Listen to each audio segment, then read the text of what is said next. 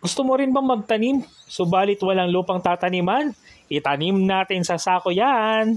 Kukuha tayo ng fertilizer ngayon mula sa ating manukan. Samahan niyo ako mga kataktika. Mimix natin sa lupa. O mga kataktika, ito na yung nakuha natin. At ganito ang itsura niyan bago natin ilagay yan. Ganyan siya. So maglalagay tayo uli ng bago dito sa ating manukan. Etong inilalagay natin na sawdust, mga kataktika, napakalaking tulong ito. Sa ganitong pamamaraan, mai-eliminate natin yung masangsang na amoy na galing sa dumi ng manok. Yan, mga kataktika. So, napakalaking tulong ito para maging maayos yung ating bakuran. Medyo matrabaho pero wala namang instant. Lahat talaga pinaghihirapan. Okay, mga kataktika. O mga kataktika, ang advantage ito, yung dumi ng manok, pag napunta rito sa ating sawdust, so tuyo siya kaagad. Breeder natin. Ayan. Combination na yan. Native, Jersey Giant. Ito yung mga Black Axolotl natin. Rhode Island. Ito, anak na nung breeder natin yan. Yun ang rooster natin. Yun, yung puti. American Silky. Malakas ang katawan ng Silky, so ito crossbreed natin. Tignan natin kung ano yung magiging outcome. Pero mga kataktika, simulan nating ihalo yung lupa doon sa nakuha natin na fertilizer para tayo makapagsimula na makapagtanim. Pakita ko sa inyo, mag-remix tayo ngayon ng lupa. Ito yung kinuha nating lupa dun sa may ilalim ng puno ng mangga. Yan, kita nyo, may mga tuyong dahon siya. Ito naman yung kinuha natin sa ating manukan. Yung yan, meron siyang chicken manure at saka sawdust. Tara mga kataktika, i-mix na natin ito.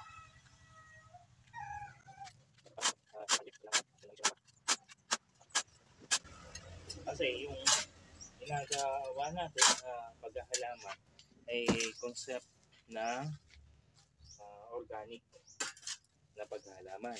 Anong kaibahan ng organic sa traditional or commercial na paghahalaman? Sa organic gardening, pinapaganda natin yung lupa at yung lupa na ang bahalang magpaganda sa halaman. Dahil sa kakayahan ng lupa na magpaganda ng halaman, gaganda yung ating mga tinatanim. May healthy food na tayo, hindi pa ganun kalaki ang naging gastos natin, mga kataktika. At yun ang ating main objective. Ito, meron akong source of nitrogen. Ang nitrogen kasi nakukuha sa mga patay na hayop o mga nabubulok na tuyong dahon o mga sanga.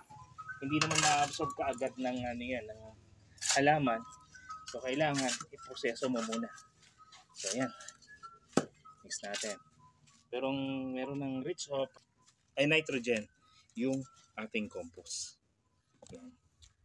Yan yung compost. Patutuyuin lang natin at i-apply natin sa mga halaman natin. Yan. Lupang taniman. Yan. Maganda na mga taktik. Oh. Kasi yung chicken manure hindi naman natin pwedeng i-apply direct sa halaman. Masusunog yung halaman natin. So dapat patuyuin muna natin o i-aging natin.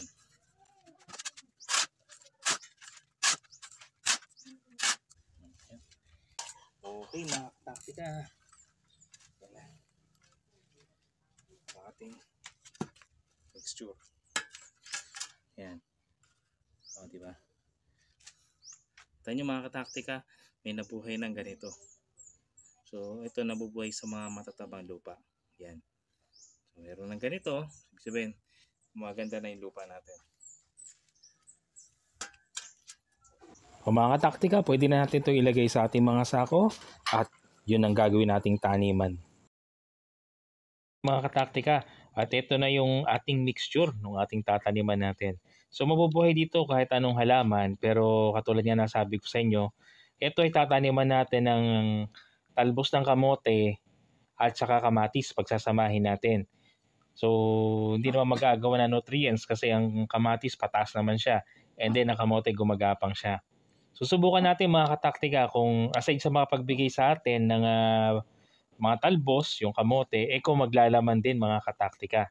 Dahil itong lupa na gagamitin natin, meron nga siyang sawdust, and then mga tuyong dahon, lupa.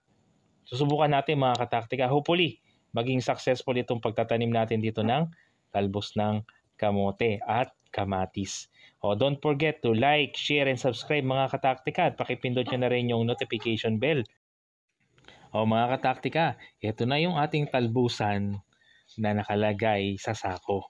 At ngayong araw na to, mangunguha tayo ng talbos ng kamote, talbos ng alokbate at gagawa tayo ng ensaladang talbos at meron tayong inihaw na isda. So ito yung taniman natin kung saan sabi ko sa inyo, pagsasamahin natin yung talbos at yung mga kamatis.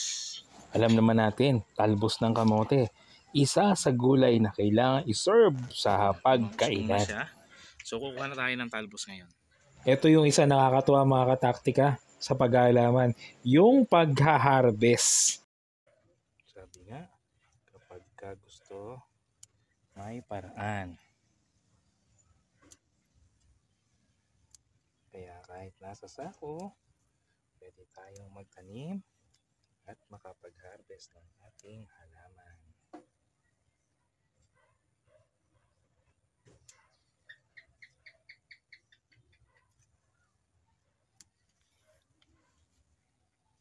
Namoy ko ng isda.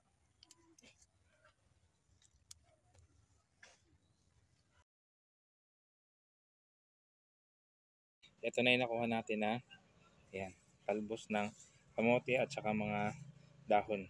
Okay? Tatika, kuha naman tayo ngayon ng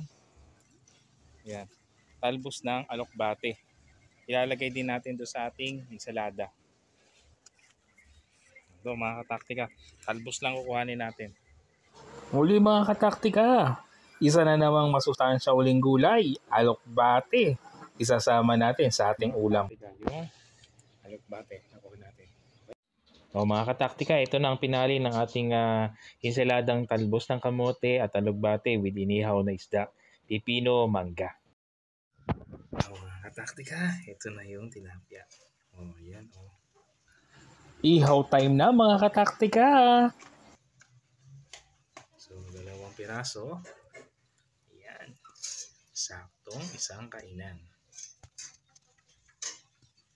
Yan mga kataktika. Mga kataktika, sisimulan tayong magbalat ng ating Indian mango. Ito yung ilalagay natin sa ating ensaladang talbos ng kamote, alokbate with pipino at mangga. Yan, talop time naman habang nag-iihaw mga kataktika. Nadurog. Ayan, baliktad na natin yung isda. Yun. Inihaw.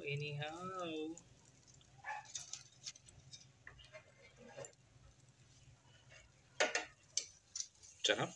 Bango. Ano lang ito mga kataktika, yung sausawan lang na toyo kalamansi tsaka sili. Okay na ito Pero lalagyan natin ng salad. Talbos ng kamote. Ayan mga kataktika. Para may dagdag na sustansya sa ating pagkain. At ituloy natin ang pagre-ready ng sangkap ng ensalada. Yan, iniwan natin yung sibuyas natin. At tapos na tayo sa ating pipino at sa ating mangga. Itong natirang mangga, papakin yan mga kataktika. So, sana maibigan nyo itong ating inihahanda na simple pero masustansyang ulam. Ensaladang talbos ng kamote, alokbate, merong manggang manibalang, pipino, sibuyas, kamatis. Yan, mega loud shoutout tayo mga kataktika. Saan panig ka man ng mundo ngayon, ano man ang iyong ginagawa. Yan, para mas mag-umapaw pa sa sarap at sustansyang ating ulam. Samahan na natin ang kamatis, pangpaganda ng kutis.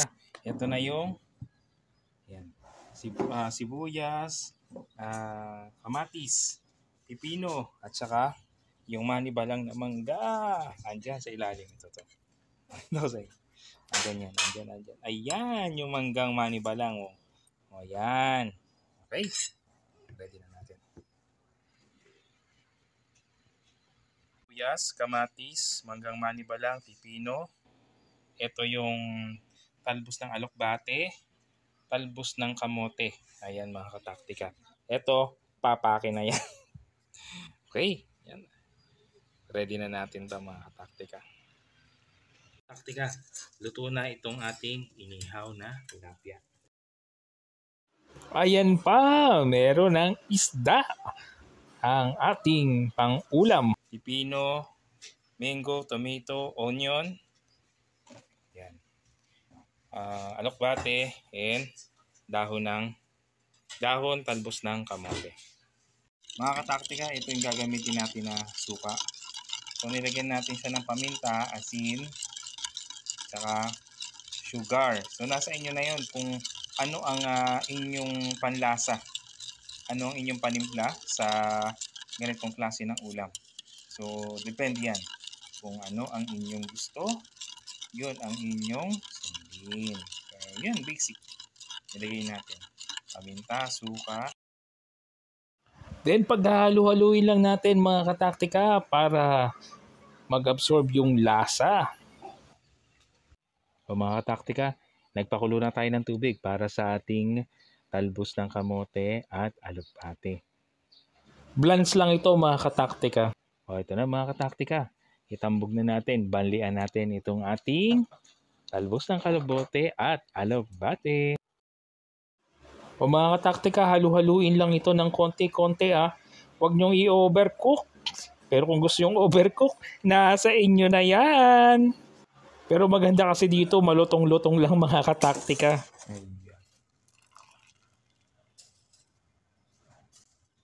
O yan ay harvest natin. Yung talbos ng kamote na nakatanim sa sako at yung ating alokbate. O mga kataktika, simpleng ulam lang ito. Pero masustansya. Talbos ng kamote, alokbate, with kamatis, pipino, at saka manggang manibalang. So, partneran natin ng inihaw na isda.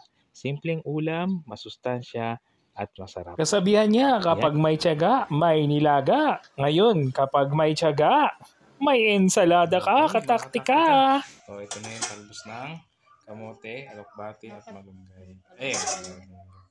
Alokbate at talbos ng kamote. Yan mga kataktika. Ayan na. Ilagay na natin yung ating na-harvest na talbos ng kamote at alokbate. Ang bango ng mangga.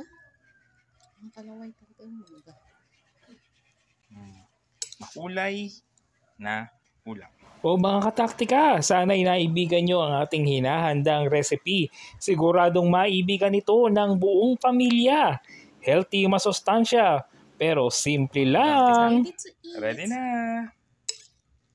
Ready to eat na. Ito ay ready ng puno ng pagmamahal. Sabi, Ikaw na. pagmamahal.